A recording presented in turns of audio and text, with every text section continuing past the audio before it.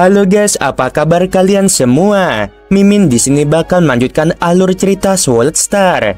Disclaimer dulu bahwa kemungkinan besar ada perbedaan antara novel dan versi Donghuanya, tapi alur cerita utamanya tetap sama. Jadi tanpa ragu, Mimin akan membawakan alur ceritanya. Lo Feng menghafal semua warisan dasar pasukan Sungai Python dan terkejut ketika dia mengetahui lebih banyak tentangnya. Warisan dasar ini mungkin sedikit kurang unggul dibandingkan dengan warisan denyut Sungai Duandong, tetapi dibandingkan dengan apa yang dia dapatkan dari batu ingatan dengan jumlah ingatan yang sangat besar itu, dan berdasarkan pemahamannya tentang peradaban kuno, ini adalah warisan yang benar-benar terbaik. Warisan yang kuat tidak mudah diberikan di dunia peradaban kuno, terutama warisan pasukan Sungai Python sudah cukup untuk dianggap sebagai warisan yang unggul. Tentu saja, ini hanya sebagian kecil dari bagian paling mendasar dari warisan superior. Apapun di luar ini perlu ditukar dengan lebih banyak kredit militer. Warisan denyut nadi Sungai Duandong dianggap sebagai warisan super, dan Lo Feng memiliki seluruh set. Setelah aku menguasai serangkaian teknik rahasia untuk membakar kekuatan dewaku, aku akan mampu melaksanakan tahap pertama pemusnahan, pikir Lo Feng. Dunia jin sangat ketat dalam pengelolaan warisan. Jika aku melaksanakan pemusnahan dengan membakar kekuatan dewaku, tetapi tidak dapat mengatakan di mana aku mempelajari teknik rahasia untuk membakar kekuatan dewa ini, maka aku akan dihukum mati. Tepat saat Lo Feng berpura-pura mempelajari warisan dasar di wilayah manusia di alam semesta asli, di tanah suci Bima Sakti, tubuh lautan milik Lo Feng yang baru duduk bersila di aula yang menjulang tinggi di lantai 9. Tidak ada apapun di sekitarnya, hanya ruang luas yang bisa dilihat. Dia membuka matanya dan langsung berdiri. Dia menoleh untuk melihat pada kejauhan. Seberkas cahaya terbang lewat. Itu adalah dewa leluhur berwajah ganda dari sekolah dewa leluhur. Pemimpin Bima Sakti, dewa leluhur berwajah ganda, melangkah ke lantai hitam di aula di lantai 9 dan tersenyum saat dia melihat Lo Feng. Lo Feng terkejut dan membalas senyuman itu. Dewa leluhur, mengapa kau datang memanggilku? Kamu dan aku adalah teman baik. Bahkan jika tidak ada yang terjadi, tidak bisakah aku datang mengunjungimu? Goda dewa leluhur berwajah ganda. Lo Feng tersenyum sebagai balasannya. Tentu saja boleh. Jika kamu bersedia, kamu boleh tinggal selama yang kamu mau. Dewa leluhur berwajah ganda ini pernah menyelamatkannya dari 3 dewa leluhur besar. Lo Feng memang paling menyukai dewa leluhur berwajah ganda. Dewa leluhur berwajah ganda langsung berkata, tentu saja, aku punya tujuan datang ke sini. Pemimpin Bima Sakti dari dunia jin, kau telah memperoleh banyak hal. Kalau tidak, kau tidak akan membuat khawatir tekad asal mula alam semesta asli. Tujuanku datang ke sini kali ini adalah untuk mewakili tekad asal mula alam semesta asli.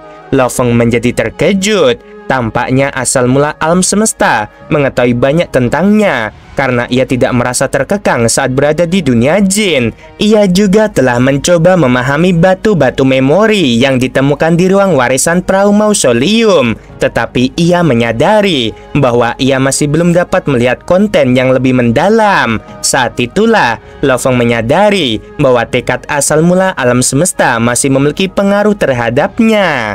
Dunia jin berada di dalam samudra semesta dan di bawah bimbingan kemauan asal-usul alam semesta. Akan aneh jika tidak ada kendali sama sekali. Mengapa dikatakan aku sudah mendapatkan banyak? Lo Feng tertawa. Bagaimana bisa? Pemimpin Bima Sakti seharusnya tahu. Dewa leluhur berwajah ganda berkata dengan acuh tak acuh. Aku mungkin tidak begitu jelas tentang hal itu, tetapi menurut kemauan asal-usul alam semesta, dari semua makhluk agung kelompok pertama yang memasuki samudra semesta, kamu adalah salah satu dari mereka yang memperoleh jumlah terbesar. Lo Feng menyimpitkan matanya. Sekarang setelah ia diterima di pasukan Sungai Python, ia telah memperoleh 1 set baju sirah Sungai Python. armor Sungai Piton adalah armor tingkat dewa sejati dan dianggap sebagai harta karun sejati yang tertinggi. Akan tetapi, Lo Feng telah menemukan bahwa ketika sayap sawunya diperluas menjadi baju sirah, armor tersebut masih jauh lebih baik daripada armor Sungai Piton. Dengan mengenakan armor yang merupakan perluasan dari sayap sawu, serangan apapun yang lebih lemah dari kekuatan tempur tingkat 8 tidak akan dapat melukai tubuh dewa yang berada di bawah perlindungannya. Akan tetapi, armor Sungai Piton hanya mampu menjaga tubuh dewa tersebut aman dari serangan apapun yang berada di bawah tingkat ke-7. Mengenai besarnya efek pelemahan, keduanya setara. Namun batas ketahanan armor Sungai Piton jauh dari batas ketahanan armor yang merupakan perpanjangan dari sayap sawu. Jika dia tidak memiliki cara untuk membandingkan, dia tidak akan tahu. Namun setelah membandingkannya, Lo Feng semakin menyadari betapa mengesankannya sayap sawu. Selain mendapatkan armor Sungai Piton, perolehan terpenting yang telah ia peroleh adalah identitasnya sebagai prajurit Sungai Piton, seorang prajurit pasukan khusus, baik itu kredit militer atau warisan yang dapat dipertukarkan jauh lebih unggul. Jumlah makhluk hebat dari kelompok kekuatan teratas dari samudera semesta yang memasuki Sungai Piton untuk pertama kalinya tidaklah banyak, sekitar 200 atau lebih. Namun sejak awal, cukup banyak yang sudah dimusnahkan. Ada beberapa yang berhasil menyelinap masuk ke dalam pasukan, tetapi kemudian masuk ke pasukan yang istimewa seperti pasukan Sungai Piton. Selain Lo Feng, tidak ada seorang pun. Seketika, berbagai pikiran mulai muncul di benak Lo Feng. Ia menatap dewa leluhur berwajah ganda yang berada tepat di hadapannya. Dewa leluhur, apa tujuanmu yang sebenarnya? Aku datang atas perintah kekuatan kehendak asal mula alam semesta asli untuk membimbingmu. Dewa leluhur berwajah ganda menatap Lo Feng. Seluruh keberadaannya memancarkan kekuatan yang menindas. Meskipun tidak terlalu kuat, itu jelas masih merupakan kekuatan yang sangat kuat, yang jauh melampaui dewa sejati ruang hampa sampai pada tingkat trandensi. Jelas, ini adalah sesuatu yang telah dianugerahkan oleh asal mula alam semesta kepadanya. Untuk era reinkarnasi normal, tidak akan ada tanah paling berbahaya keempat yang muncul, katanya perlahan. Dan era ini sekarang jelas tidak normal. Itulah sebabnya tanah paling berbahaya keempat telah muncul. Ini adalah kesempatan besar, tetapi juga bencana besar. Suaranya seperti palu berat yang menghantam jantung Lo Feng. Lo Feng mengerutkan kening. Munculnya bentuk kehidupan humanoid itu, kekuatan kehendak asal mula alam semesta, telah memberi mereka petunjuk dan memberitahu mereka jalan memasuki dunia jin. Melakukan segala cara untuk membantu mereka pasti ada tujuannya. Bagaimanapun, kekuatan kehendak asal mula biasanya sangat terpisah. Seharusnya tidak ada alasan baginya untuk ikut campur seperti itu. Jelas, pasti ada tujuannya. Dia yang pernah menekan guru Origin, dia yang pernah menghabisi Master Yuan Ao dan membuang benda aneh, dia yang ingin memusnahkan 3 makhluk hebat seperti Master Bintang Petir Agung. Semua faktor ini menunjukkan bahwa kekuatan kehendak asal mula alam semesta memiliki sudut pandangannya sendiri. Katakan saja, Lo Feng menatap dewa leluhur berwajah ganda. Apa yang kau ingin aku lakukan? Kau akan menjadi master nomor 1 di seluruh samudera semesta. Dewa leluhur berwajah ganda perlahan-lahan menyampaikan maksudnya. Ini adalah sesuatu yang tidak dapat kau sangkal. Kekuatanmu akan jauh lebih kuat daripada guru Origin di masa depan. Semua bencana kau harus menghadapinya, dan bagaimana caramu menghadapinya adalah kau harus bergantung pada dunia jin. Ingat, dewa leluhur berwajah ganda menatap Lo Feng. Berpegang teguh pada aturan di dunia jin. Cobalah yang terbaik untuk mendapatkan manfaat yang memungkinkanmu memberdayakan dirimu sendiri. Kekuatan dan kekuasaanmu akan menjadi harapan dari tekad asal mula alam semesta asli. Sebagai anak dari alam semesta asli, apapun yang membahayakan alam semesta juga akan membahayakan dirimu. Ingat, semuanya ada di dunia jin. Kamu harus menjadi lebih kuat. Dewa leluhur berwajah ganda tersenyum setelah dia selesai mengucapkan kalimatnya, lalu berubah wujud menjadi cahaya yang mengalir dan pergi. Lofeng berdiri diam di tempat yang sama, menatap pada kejauhan ke arah dewa leluhur berwajah ganda pergi. Kekuatan tekad asal-usul sungguh menghargai diriku, gumam Lofeng pada dirinya sendiri dengan nada pelan. Segala sesuatu yang terjadi sebelumnya telah membuat Lofeng mengerti hal ini. Kekuatan kehendak asal tidak dapat bergerak sendiri. Jadi dalam segala hal yang harus dilakukannya, ia harus meminjam tangan makhluk-makhluk hebat lainnya. Rupanya, kekuatan kehendak asal telah mengarahkan pandangannya pada Lofeng dan merasa bahwa dialah satu-satunya makhluk terkuat di masa depan. Inilah alasannya mengapa ia telah memberinya bantuan dan bimbingan selama ini. Ia bermaksud menjadikan Lofeng alat yang tajam dari kekuatan kehendak asal, seseorang yang dapat merusak dan menghancurkan semua musuh. Aku adalah anak dari alam semesta asli. Apapun yang menyakitinya juga akan menyakitiku. Lofeng terus-menerus menanyakan pertanyaan ini dalam hatinya. Ini jelas memberitahu Lofeng bahwa tekad asal-usul alam semesta berada di pihak yang sama dengannya. Mari kita tunggu dan lihat apa yang akan terjadi. Sebelum apapun yang akan terjadi padaku, aku perlu mengasah kemampuanku. Lofeng tidak merasa kesal. Kekuatan tekad dari asal mula alam semesta ingin dia memahami krisis ini, sehingga dia akan merasakan urgensi dalam mengangkat dirinya sendiri. Dia akan melakukan hal itu. Lagi pula, tidak ada yang salah dalam membuat diri sendiri lebih kuat. Di alam semesta virtual, puncak Pulau Guntur, Lofeng dan pemimpin kota primal bertemu. Guru, ini adalah teknik rahasia untuk memancarkan kekuatan dewa yang membara dari pasukan Sungai Piton. Lofeng telah menyimpan catatan tentang warisan pasukan Sungai Piton di alam semesta virtual dan mengirimkannya kepada pemimpin kota primal sebagai sebuah pesan. Pemimpin kota primal mengamatinya dengan seksama. Ya, bahkan untuk peradaban kuno, teknik rahasia tentang kekuatan dewa yang menyala-nyala ini hanya dapat diciptakan oleh eksistensi yang sangat kuat.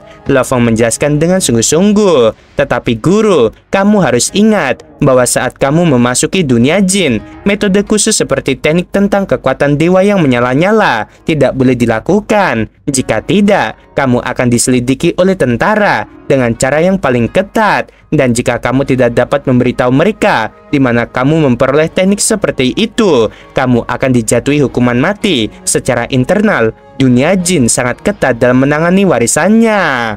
Pemimpin kota primal mengangguk. Kamu tenang saja. Juga beberapa saat yang lalu, kekuatan kehendak asal mengirimku pesan melalui dewa leluhur.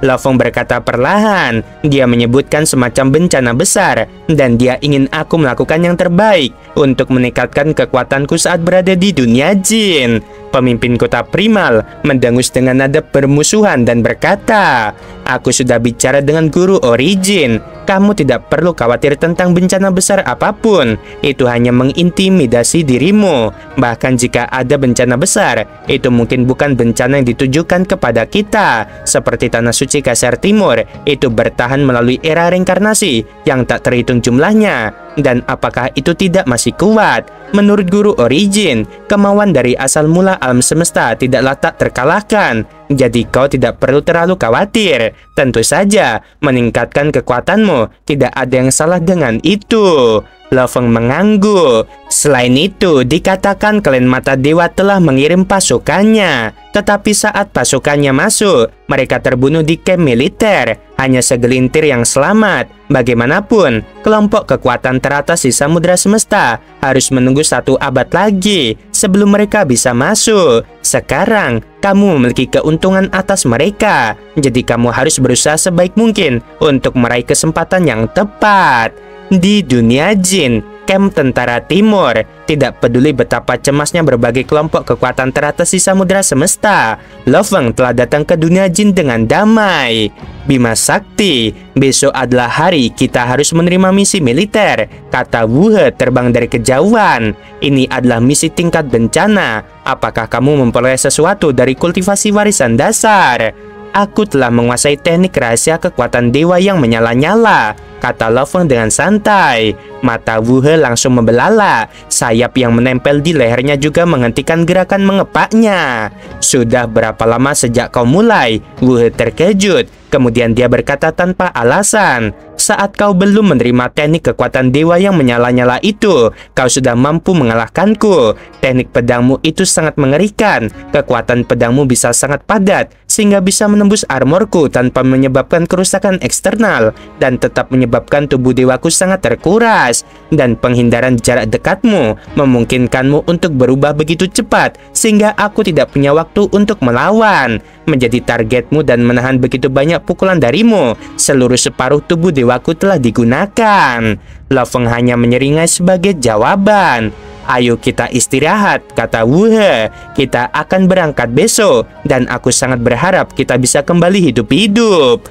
Lo Feng duduk tenang di atas atap batu di pulau pribadinya. Tatapannya menerawang jauh ke cakrawala. Angin lembut bertiup, membawa aroma asin laut, namun pikirannya tak setenang langit di atas sana. Tugas tingkat bencana, seberapa sulit sebenarnya, pikir Lo Feng dalam hati. Kelihatannya berbahaya, tapi ini kesempatan emas untuk mengumpulkan kredit militer dalam jumlah besar.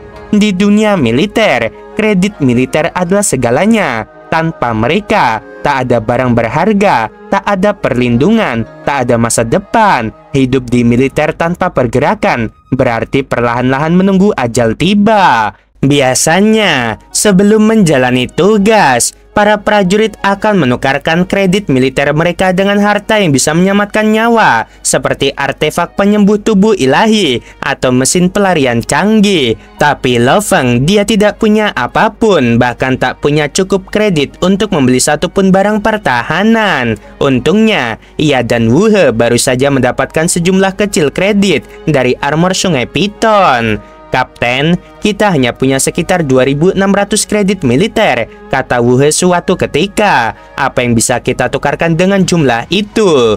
Tak banyak, jawab sang kapten. Ini tugas tingkat bencana, hanya datang setiap 10.000 era. Kita butuh lebih dari sekedar semangat, kita butuh keajaiban. Di luar kamp senjata, 18 prajurit dari regu ke-6 sedang berdiskusi serius. Apakah mereka pikir mereka bisa bertahan? Gumam salah satu dari mereka sambil melirik Lo Feng dan Wu He. Lihat saja nanti, timpal yang lain. Kita akan menyiapkan jebakan buat mereka suatu saat. Tak jauh dari situ, 6 makhluk kuat menatap mereka dengan ekspresi sinis, lalu berjalan masuk ke kamp senjata. Sisa prajurit merasa geram. Itu Yulo dan antek-anteknya, desis seseorang. Biarkan saja, mereka tak akan selalu beruntung, sahut yang lain. Tiba-tiba, sebuah suara menggelegar dari langit. Semua prajurit tim pertama berkumpul sekarang. Lo Feng membuka matanya. Ia tersenyum tipis. Dengan kecepatan kilat, tubuhnya melesat ke langit. Teleportasi membawanya menuju pulau warisan dasar, titik kumpul utama pasukan Sungai Piton. Bima Sakti, seru suara yang familiar. Seekor makhluk bersayap terbang mendekat, itu Wu He. Wu He mendekat dan berkata dengan suara rendah, ada 39 prajurit di tim ini, tapi mereka tak bersatu. Mereka terbagi jadi 3 grup utama. Grup terbesar 18 orang, dipimpin kapten tim. Lalu ada Kufa dengan 10 orang, dan terakhir Yulo dengan 9 orang. Lo Feng melirik ke arah 3 kelompok itu. Kapten tim cukup adil, Kufa orangnya tenang, tapi Yulo dia pemarah dan agresif. Separuh makhluk buas di sini ikut padanya. Mereka biasanya akan coba merekrut kita, tapi karena ini tugas besar, tidak satupun grup yang akan menerima kita. Mereka tak ingin ambil risiko. Itu sudah kuduga, gumam Lo Feng. Tanpa kerjasama sebelumnya, kami hanya akan jadi beban. Tiba-tiba, kapten tim berbicara dengan dingin. Bima Sakti, Wu He, kalian akan menjalankan tugas ini sendirian. Kapten Tim menatap mereka sebentar, lalu membalikkan badan tanpa bicara lagi. Di matanya, prajurit baru seperti mereka hanyalah umpan. Mereka belum menguasai warisan tempur, tak punya harta pelindung, dan tak punya peluang nyata untuk bertahan hidup. 4 tim pun berangkat. Mereka melesat menembus ruang, terbang menuju medan misi. Sehari penuh berlalu. Akhirnya mereka tiba di suatu tempat menyeramkan, sebuah istana hitam raksasa, dikelilingi patung-patung raksasa dan aura yang menakutkan. Di sanalah misi mereka akan diumumkan. Sebuah pilar cahaya memancar ke arah mereka. Suara misterius langsung menyusup ke pikiran semua prajurit. Habisi dewa sejati untuk 10.000 poin, atau ahli hukum untuk 1 poin per orang. Membawa bukti berupa tubuh atau senjata musuh. Batas waktu sebelum misi berikutnya. Gagal akan mendapatkan hukuman. Lo Feng dan Wu He saling berpandangan. Wajah Wu He memucat. Ini gila, desis Wu He.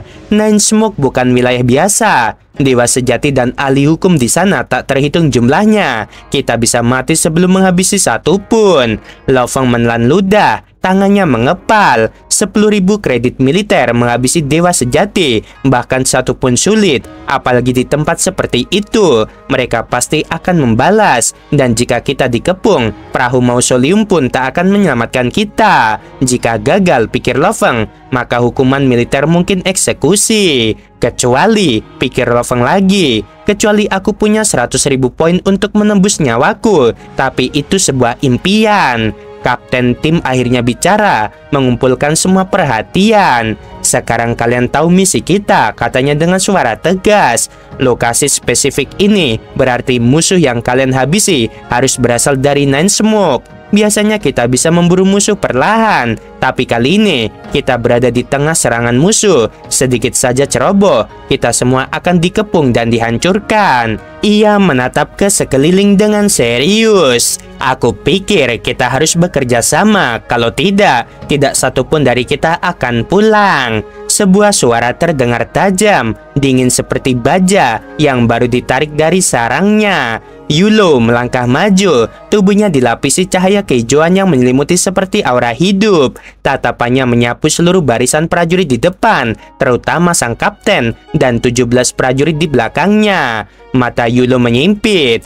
Kapten yang terhormat, mengapa aku harus percaya padamu? Dulu saat aku hanya rekrutan biasa, aku mencoba keras menyenangkan dirimu, mengikuti perintahmu, bahkan memujamu seperti dewa. Tapi apa yang kudapatkan? Kau menjadikanku sebuah umpan. 8 prajurit di belakang Yulo berdiri tegak, mendukungnya dengan tatapan penuh kemarahan dan luka lama yang belum sembuh. Mereka semua pernah merasakan kerasnya perintah seorang pemimpin yang mengorbankan anak buah demi sebuah tujuan.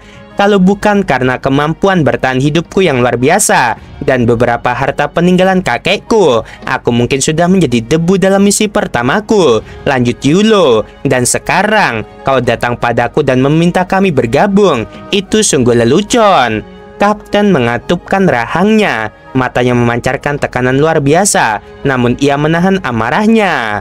Setiap prajurit berbeda dalam nilai dan fungsinya. Kalian waktu itu hanya rekrutan hijau, tidak ada pilihan lain. Ia menatap tajam ke arah mereka. Kalian pikir bisa menyelesaikan misi tingkat bencana ini hanya dengan ber9 orang? Yulo menggeleng pelan, matanya setajam pedang. Kami tidak butuh perlindunganmu. Kami percaya satu sama lain. Kami sudah melalui puluhan misi bersama dan tahu siapa yang bisa diandalkan. Tapi kau hanya akan menggunakan kami lagi.